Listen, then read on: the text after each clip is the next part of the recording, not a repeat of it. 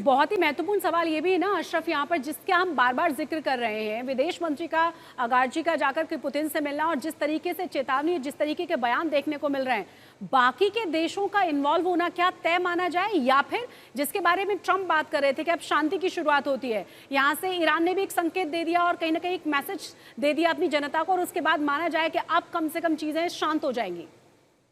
शशि, सबसे महत्वपूर्ण बात यह है आखिर कतर में ही क्यों जो है ईरान ने अमेरिकन बेस को निशाना बनाया। उसकी वजह खास ये है क्योंकि कुछ ही दिन पहले डोनाल्ड ट्रंप उसी एयरबेस पर वहां खाड़ी के देशों में, खासतौर से कतर में, उन सैनिकों से संबोधित करने के लिए वहां कतर गए थे जब वो मिडिल ईस्ट के दौरे पर थे और कतर के दौरे पर थे। एक वो वजह है। दूसरी वजह ये है कतर की कि कतर के भले किसी मिनिस्टर ने कोई स्टेटमेंट दिया हो, लेकिन जितनी अंडरस्टैंडिंग कतर की ईरान के साथ है उतनी खाड़ी के किसी देश में नहीं है।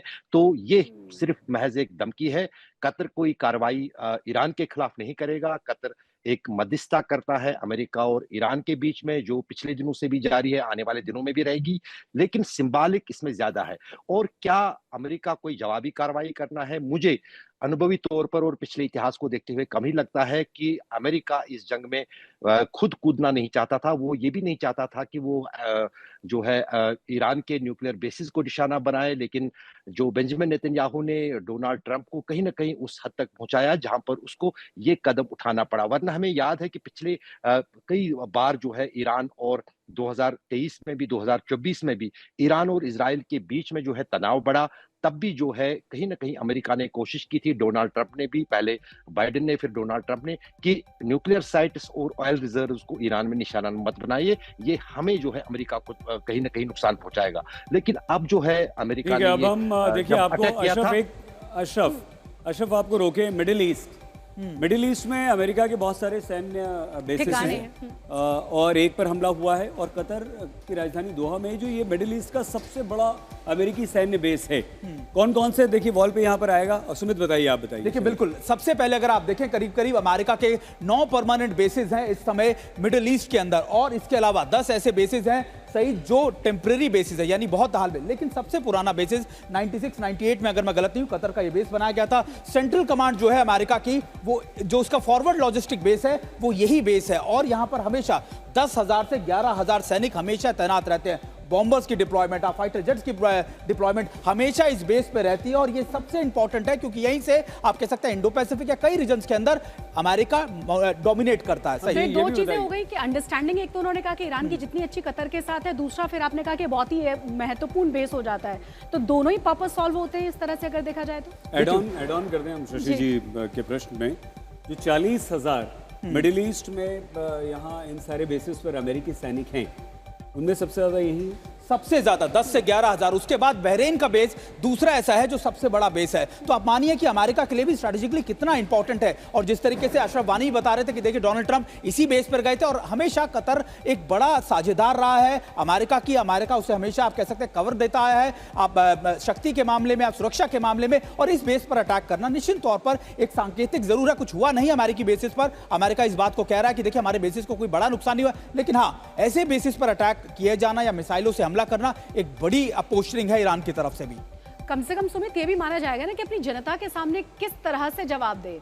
वहाँ की जो रिजीम है, वहाँ की जो पॉलिटिकल पावर है, आयतुल्लाह खामेनी, उनको कहीं ना कहीं अपनी जनता को भी तो मुंह दिखाना है ना। तो क्या ये माना जाए कि यहाँ पर अपनी जनता के सामने भी एक तरह से उन्होंने कोशिश कर ली है, फेस ऑफ करने की कोशिश कहा है ना शशि जी की भाई हमने तो बदला ले लिया। बिल्कुल, और जितने बॉम्ब आपने मारे हमारे न्यूक्लियर साइट्स पे, उतने ही हमने मारे, उतने मिसाइल्स हमने मारी। देखिए बिल्कुल, ये नक्शा हम दिखा रहे हैं, मैप हम दिखा रहे हैं, और ये बताने की कोशिश कर रहे हैं अपने दर्शकों को कि कैसे इस पूरे इलाके के अंदर अमेरिका की मौजूदगी रही है। देखिए एक एक इलाका, इजराइल हमने आपको दिखाया, हमने तुर्की दिखाया, इसके नीचे अगर आप जाइए इराक, ईरान, और इसके ठीक सामने अगर आप देखें सऊदी है, आपके पास यूएई है, लगातार कुवैत है, बहरीन है, ये सारे वो बेसिस हैं, ये सारे वो इलाके हैं जहां पर अमेरिका की मौजूदगी पिछले 2 से 3 दशकों से रही है हमेशा। और इस वक्त एक और बड़ी और अहम खबर है, ईरान के हमले के बाद सीरिया में भी अलर्ट जारी किया गया है। और आपको ये भी बता दें कि अलर्ट अलग अलग जगहों पे वैसे भी किया जा रहा है, कई एयर स्पेस को बंद कर दिया गया है। इस वक्त की जो बड़ी और अहम खबर है वो कि ईरान ने दोहा में अमेरिकी एयरबेस को निशाना बनाया, और उसके बाद जो जानकारी मिल रही है कि ज़बरदस्त तरीके से अलग अलग जगहों पर अलर्ट किया गया है। ईरान के हमले के बाद सीरिया में भी अलर्ट जारी किया गया है। वॉशिंगटन डीसी में ट्रंप के साथ रक्षा मंत्री की मीटिंग चल रही है। ये बहुत ही महत्वपूर्ण मीटिंग है। सुमित, इसके बारे में क्या जानकारी मिल रही है और ये कब तक उम्मीद की जाए कि मीटिंग खत्म होगी? देखिए, बिल्कुल कहा जा रहा है कि सिचुएशन रूम के अंदर सारी चीजों के बारे में जानकारी ली जा रही है कि आखिरकार किस किस बेस पर कितना कितना अटैक किया गया, क्या वहां के सिचुएशन है। इन सारी रिव्यूज को देखा जा रहा है, परखा जा रहा है और यह भी देखा जा रहा है कि अगर कोई रिटालिएशन करने की कोशिश की गई या फिर रिटालिएशन का अब तैयारी करनी पड़े तो वो भी किया जाए अमेरिका की तरफ से। लेकिन अभी सिचुएशन कैसी है, इसको लेकर सारी मीटिंग, अभी इस लंबी मीटिंग एक समय अमेरिका में चल रही है। ठीक है, तो अब देखना यही होगा कि अमेरिकी राष्ट्रपति ट्रंप क्या निर्णय लेते हैं, क्योंकि सब कुछ डिपेंड करता है ट्रंप पर। ईरान ने साफ कर दिया है यहाँ पर कि हमने अपना बदला ले लिया है, बदला पूरा हो गया है। प्रणय, बहुत देर से, लगभग 1 घंटे से आप और हम बात कर रहे हैं, क्या बदला पूरा हुआ? अब ट्रंप भी अपनी छवि को बचाने के लिए वो एक शांति के दूत, मसीहा बनने की छवि पेश कर रहे थे, जो धूमिल हो गई है। अमेरिका पर हमला हो गया, अमेरिकी एयरबेस पर हमला हो गया है। इसे आगे बढ़ाएंगे या इससे खत्म करना बेहतर समझेंगे?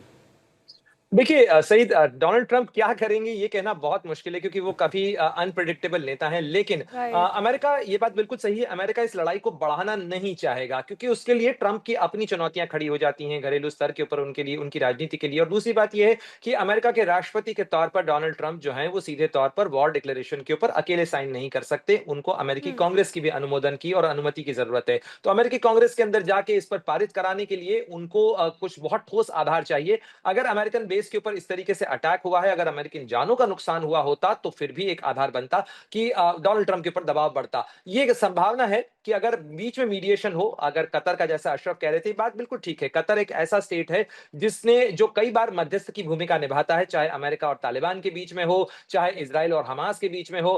कतर की वो भूमिका होती है कि वो कई बार दोनों तरफ